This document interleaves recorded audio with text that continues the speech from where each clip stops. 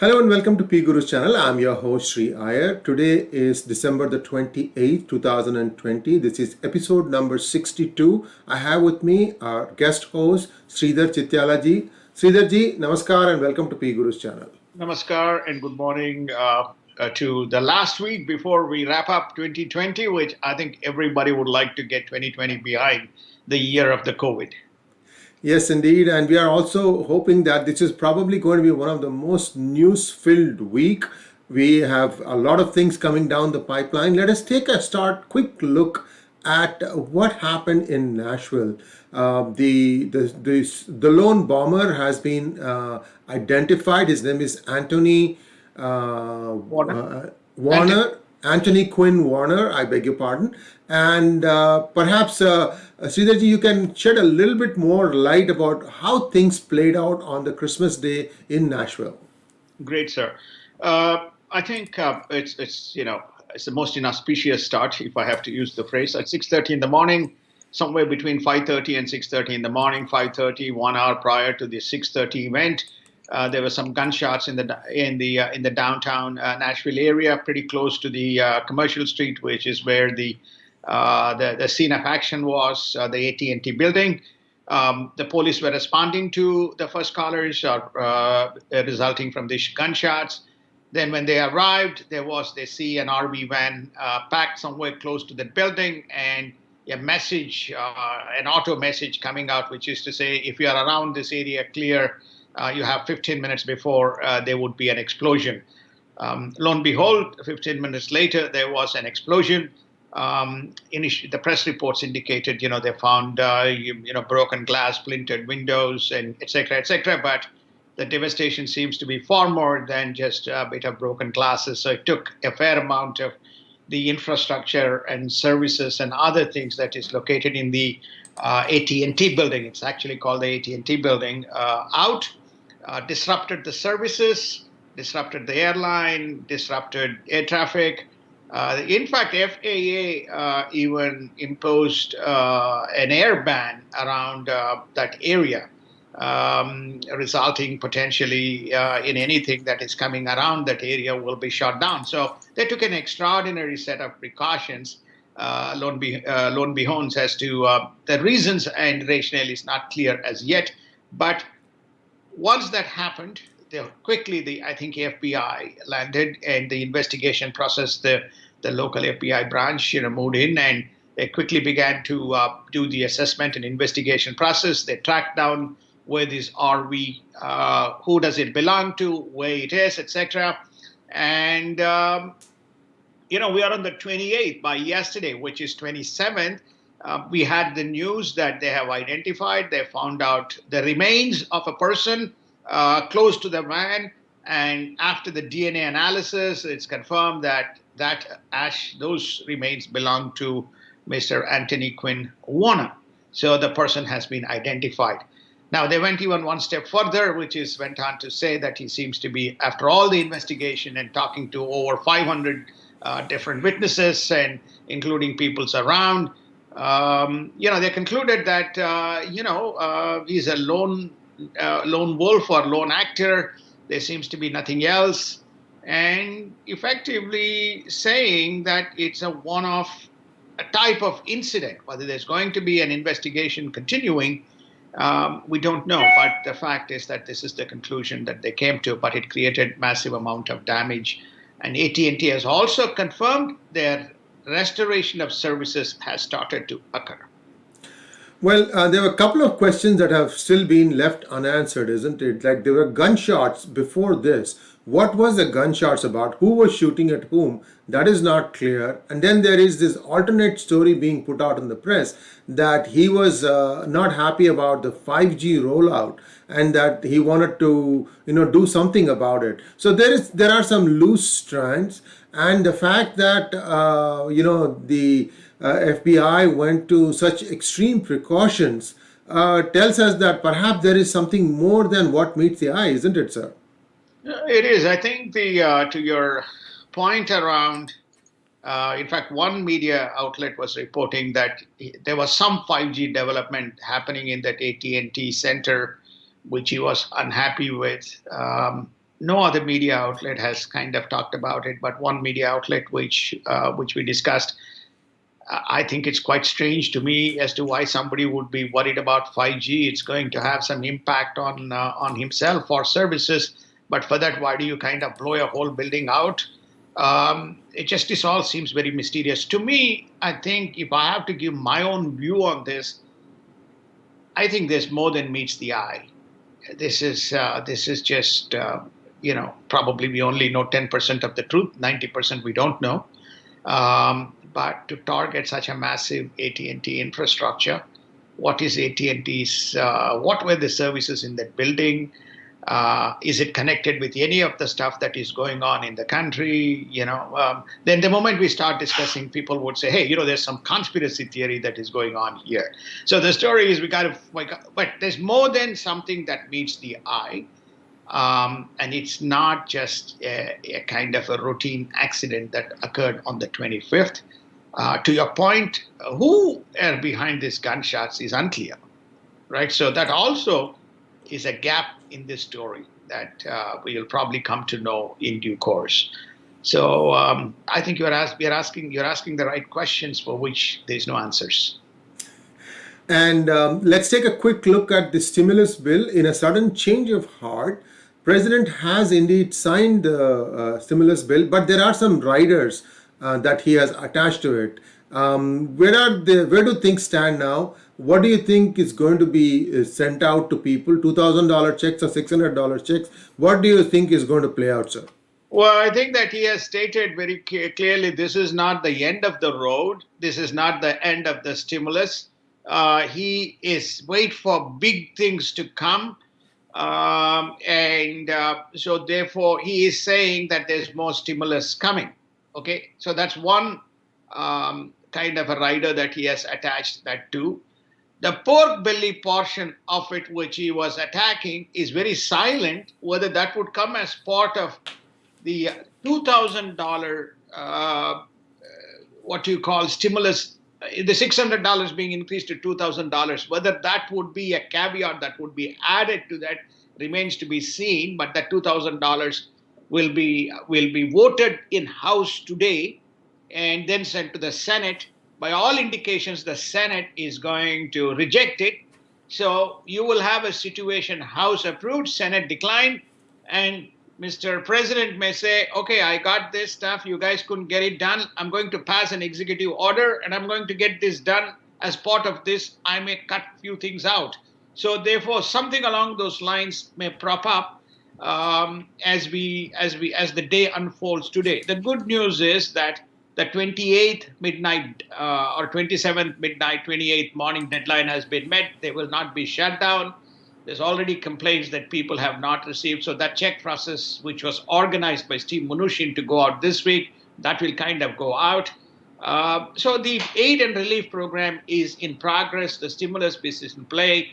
$1.4 trillion is also at play, which is the budget allocated to keep the government going till September 30th next year. So this total bill is $2.3 trillion.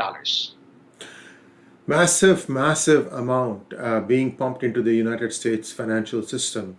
And I still cannot digest that one small country called Sudan is going to be given $700 million bailout package on a stimulus that is intended for the American citizens.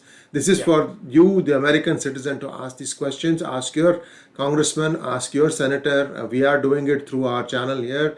This is abomination. I mean, this is not the place to do this pork. I think that's just our view. So let's take a quick look at what is happening around just the one world. other point, sir, because Yes. on this, and then we transition. I know this will probably pick up in the markets. One of the questions that's often asked, which I spent over the weekend, this specific topic, when you are in a pandemic, when you have a situation, how come the U.S. economy is still contracted 2.4%? You see, people have to recognize when you look at the U.S. balance sheet, the revenue is around 3.5 to 3.7. 3.7 predicted, 3.5 will close $1 trillion in revenue, which is primarily from the taxes. Then you have an expense of $4.14 trillion, which is budgets, on discretionary and mandatory kind of expenses. People have to recognize this 2 trillion gets added to the expenses. So the economy goes from 4 trillion on the expense side to 6.15 trillion dollars. This is without the 900 billion dollars being added. So there is that money through direct payments as well as to the small business is getting induced into the economy, which is what is giving the what you call the delta factor or the accelerator, which is why you see the PE of some of the companies, the growth in the online companies. So I just wanted to make that point. So the money injected, at least not the 55 billion, which is the pork belly, which is going out, which is our point of contention. Rest of it, at least in some way, otherwise is producing the impact of the economy. We'll pick this up later, but I just wanted to touch on that point as just to close this topic.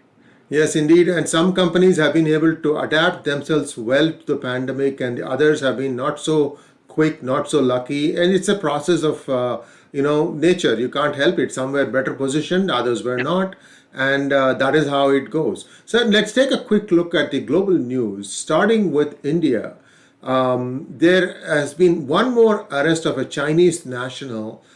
He seems to be buying apps, and this buying of apps, funding money, and trying to get hold of as many apps as possible so that they can use that for AI purposes.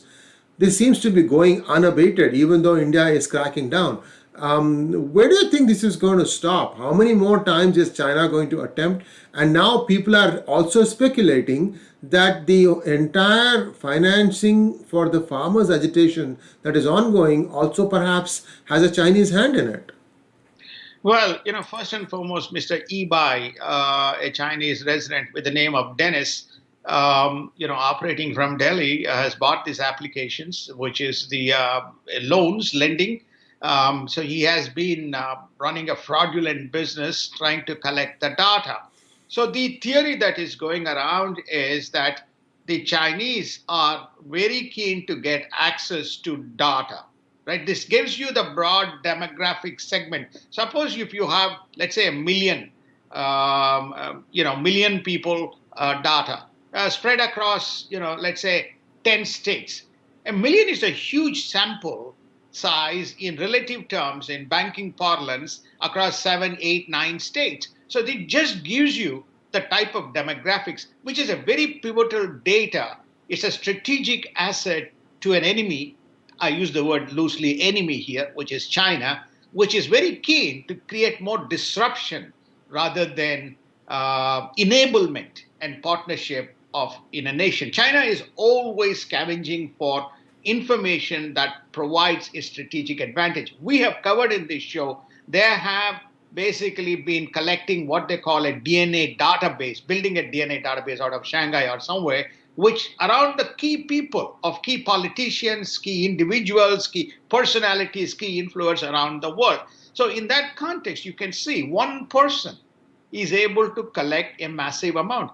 Now, you can ask the question, is this only one person who has been caught, which is by the Cyberabad or the cyber unit of the Hyderabad unit? So the story is, the question is, I think this is only a tip of the iceberg. There probably are more people operating, and if one guy gets caught, it's like in IT, you call it, redundancy. You build redundancy. So if one guy gets caught, you have 10 other guys still kind of operating.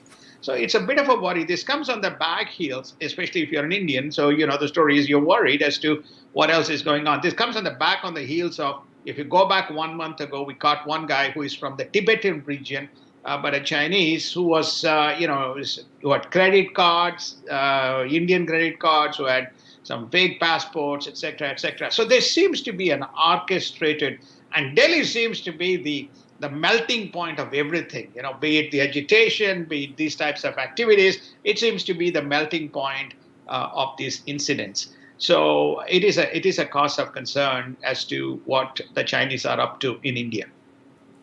The foreign portfolio inflows (FPI) into India are again hitting new highs, and that should be a very encouraging sign for the business as a whole, a business environment as a whole for India, isn't it?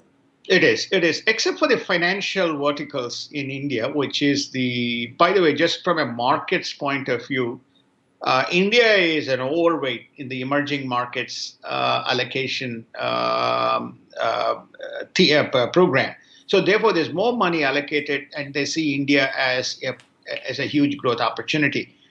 And I think in one of the broad panels that we had discussed this, which is broader panels, that if India is taking off from a $3 trillion to $5 trillion, that's a $2 trillion addendum to the economic outcome. A significant amount of investment is needed in the companies. So people are all focused around that 3 to 5 trillion trajectory and the rapidity with which that can grow based on the population. So therefore, consistent with that theme, what you are seeing is the FPI flows, right? So the number that's been that I have seen is now in November it was 69,000 crores, and then in December, as of now, last week is around 60,000 crores. So very much tracking to that big number. That basically means, that there is a lot of flow. If you simply take the reserves, the growth of reserves, right? Reserves is around $576 billion. If you go 1 year back, it's about $474 billion. So we have added, India has added $100 billion in reserves in 1 year. So that simply also reflects that India's capacity to absorb any kind of strategic need that it has inbuilt within the system. All these are indications that, notwithstanding what the adverse left media is writing about, the markets and the sentiments of the industry is diametrically opposite to what the people are thinking. I hope the common people in India recognize that India is being viewed. By the way, on the same note, that Winstron factory is now going to be rebuilt and operational in 20 days. And just to complete the same with this, I don't know. I mean, I can't remember the exact name of the company, but apparently somewhere around Chennai, they're going to have acquiring 14, 15 units, or maybe even 20 units to increase the mobile phone manufacturing capacity. So put these three things together, and the other factors as well. While one side you have this problem, you have the positive sentiments by way of numbers and activities. And India also seems to have beefed up its security infrastructure.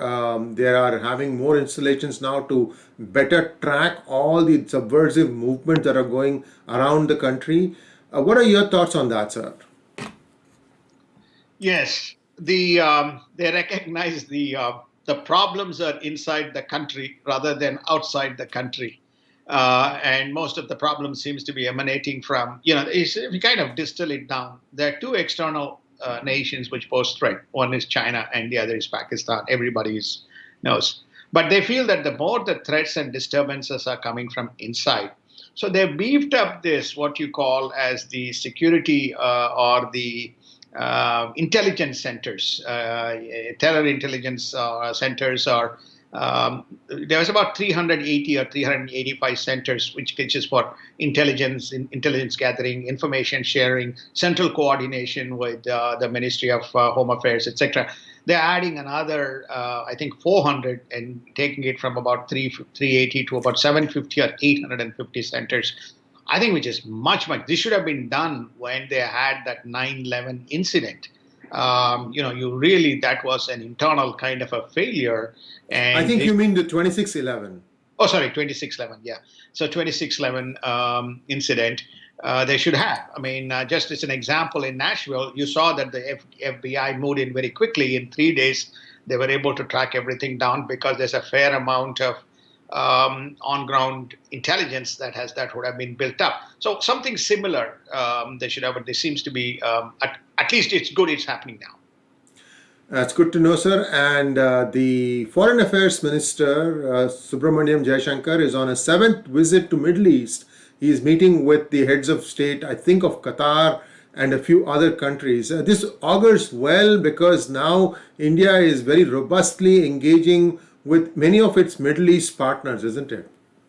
Well, I think we call it as East Asia, South Asia, and West Asia, right? So this is the West Asian efforts. Now, I'm glad that in one of the former ministers, in the program, in the PGurus program, said, "Don't call Middle East. There's no Middle East. So there's only West Asia." For Minister of State, Honorable Minister M.J. Akbar. So now we're all using West Asia as the coinage. So as part of the West Asia strategy. I think that the meeting with, apparently this is the 11th or the 12th meeting that they have had. I do know that they have very strong ties with UAE. They have built very strong ties with Saudi Arabia. But now they're broadly, they have very good ties with Oman, and they've also got equally pretty good ties with Bahrain. So this focus around Qatar is very strategic because you all know from a geopolitical point of view, Qatar sometimes sits with the general GCC, and then sometimes it sits alien to GCC, either with Turkey or with Iran in some instances. So there are two things. One is these ministers, West Asian ministers themselves, had a meeting. Prior to this particular meeting, nothing coincidental, which is to say, how do we kind of take an effective position common position against their common enemy, if I have to use the word, Iran, and combat and be cohesive. The word that they used is cohesive in alignment with Washington D.C. policy. And I just kind of smile myself. That's not Biden. That's Trump's time, right? Trump's time could kind of expire, and then Biden could take over. And Biden is talking about, how do we kind of get Iran back to the table? So they had the meeting, which is to collectively kind of work together on strategic issues. So West Asia, our external affairs minister visit is primarily to say we are here. We need to work around three themes. One is investments. India is going to grow. They need to continue to have nearshore investments, and Qatar has plenty of money, right? One of the highest per capita in the world.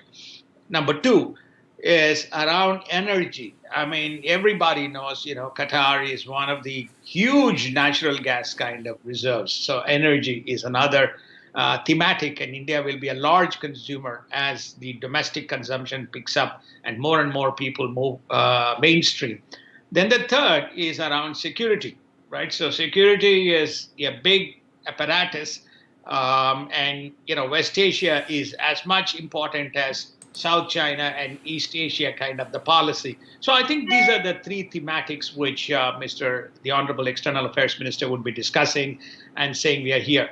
Obviously, COVID comes up because everybody is affected by COVID. And India is an able and willing partner in terms of helping these nations. So I think that it's a pretty good, it augurs very well that East Asia and West Asia is being given equal importance in terms of focus. Lastly, sir, we don't have much time left. Let's take a look at what is happening in Nepal. One of the vice premiers of the Chinese Communist Party has been flown down to Kathmandu to try and keep the Communist Party together as it threatens to split. And where do we think stand now? What is the urgency that China feels that it has to send such a senior official to try and broker peace? Well, I think that there has been, everybody knows that Mr. Oli has been kicked out, and there's a new man in charge who is much more trying to be much more independent to then being complete pro-China. So they don't want to see the whole unification of communists happened, and China has openly professed that they were one of the people responsible for the unification to put effectively against whom? To put a common front against India, right? To basically to say, we want partnership, unify, we give you money, we give you your energy, we meet your energy needs, we meet your food requirements and not food requirements, we meet your energy and capital requirements, we'll build your infrastructure, etc., etc., and we'll also be a strategic deterrent to the border side of this situation. So I think that formed the basis, and they're afraid that if they see the communist government collapsing as a result of internal dissent, then it would be a strategic disadvantage to China's aspirations in terms of controlling the Himalayan kingdom, right? The region, that whole area. So to them, they see Nepal, Tibet, Ladakh, Leh, Bhutan as their important pivots. They somehow feel that they can tackle Bhutan. Tibet is within their hands. Now, how do we kind of keep control of Nepal? I just don't know whether the people are supportive of that specific kind of a move. So it's no, to me, what is striking is to have a sovereign nation being held to this kind of interference by another country where you are directly engaged in it's actually illegal by constitution in the United States. United States government cannot go and impose at a party level discussion of another nation, and also in the political shape and the destiny of that country. It is illegal, but this is China. So therefore, it's very conspicuous.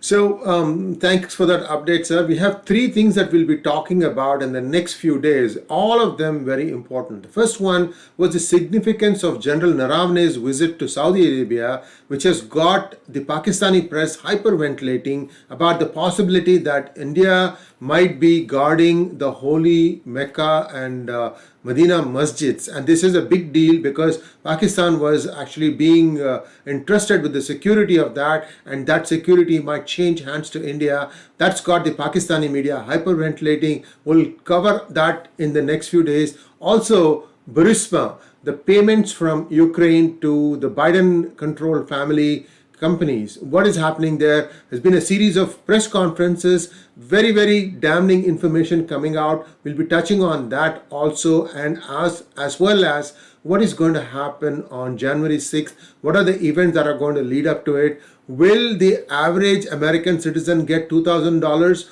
or is he going to be satisfied, or is he or she going to have to be satisfied with only $600? These are all the topics that we are going to be touching upon tomorrow, day after, through the week. This is a very, very busy week as far as news is concerned. Thanks for joining. Please subscribe to our channel. And as always, namaskar and thank you so much, Sridharji. Namaskar and thank you so much.